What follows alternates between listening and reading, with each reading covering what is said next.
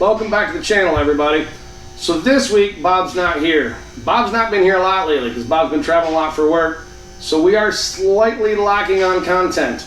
I've been so busy between my kids' racing season starting for motocross, and at work we're just really busy as well. We have a lot of projects we're working on. It's the time of year everybody's starting to use their Jeeps, so we're getting a lot of broken Jeeps coming in. So the shop has just been super hopping busy. I've not had time to shoot any video without Bob here. The little bit of video we have been putting out lately is when Bob's here. So I'm going to kind of show you what I'm up against, what we're working on here, so maybe you get an idea what we do on a day-to-day basis, and what's on the parking lot. So, sorry we don't have any cool content. Probably next week, though. That being said, we do got some pretty cool projects here. So, let's go take a walk.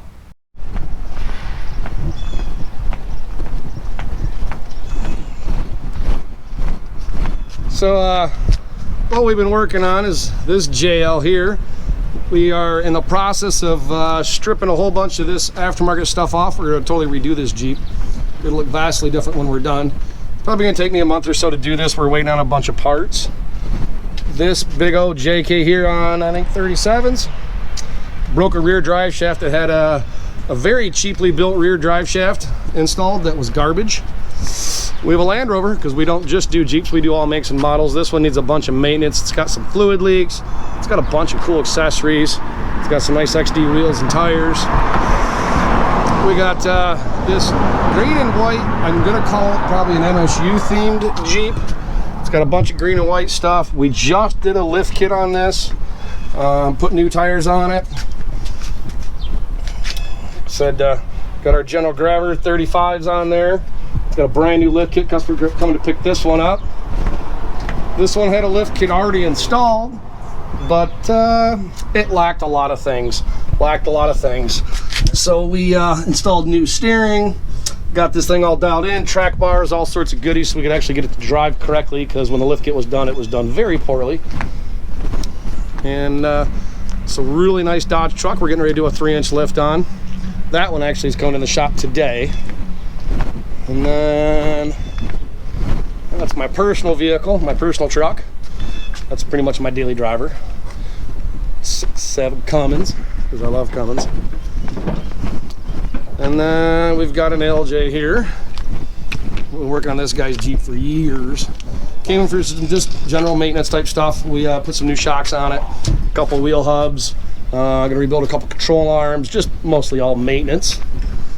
This one, we have a bunch of videos coming on. This is a rust-free Cherokee chassis we bought from a buddy of ours, Dom. And we are building this to replace our gold shop Jeep that's Eric's. We're gonna transfer all of Eric's drivetrain over this. We bought this as just a roller. So this is a full build we're doing. But as usual, our stuff takes a back burner to customers, so it'll be a moment. I actually think we might switch out the motor this weekend. And that's an axle for a customer. They bent up some arm mounts. We're going to change those and get that fixed. We've got another Jeep here. This one got swamped. This guy flooded this thing into a water hole. We've had to clean and dry out every single computer and module in the vehicle. One of them did fail. We had to order one. We had to get water out of the motor and every axle and T-case and everything. This is a nice brand new shiny JL. Just did a set of side steps on that today. Let's see, Eric is working on this supercharged two-door. This one we built quite a few years back. It's got a bunch of axle work done to it, metal cloak lift kit stuff, Nitto trail grapplers, and there's a supercharger up underneath that hood. She's a good runner, in for some maintenance. Upgrade the front drive shaft, some new brakes, a couple coolant leaks, had a sensor issue, just a bunch of crap. And then there's our shop JL. We have installed the fenders much like we did on Bob's that we had in the last video. There's a lot of other stuff that's happened with this that you have not seen the video on yet because we're not done shooting it yet. And then this is the cage off my Cherokee because my Cherokee went out to go get painted. So I have my Cherokee all tore apart as well.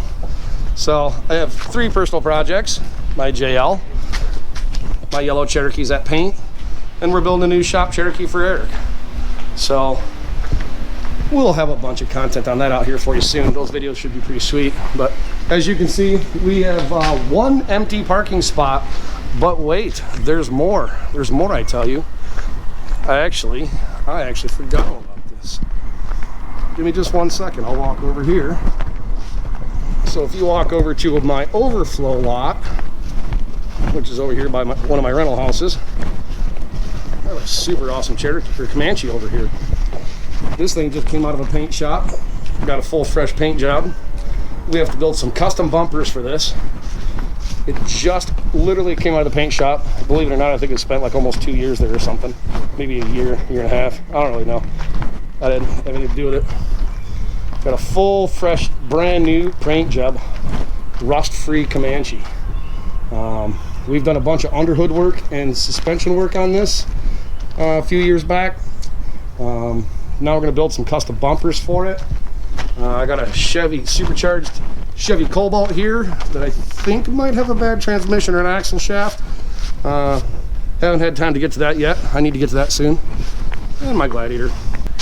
So as you can see, we are very busy. We have a lot going on. Mostly all business. There are some personal projects in there, but those usually get done after hours and on weekends. Like I said, I think this weekend we might actually work on Eric's Cherokee some.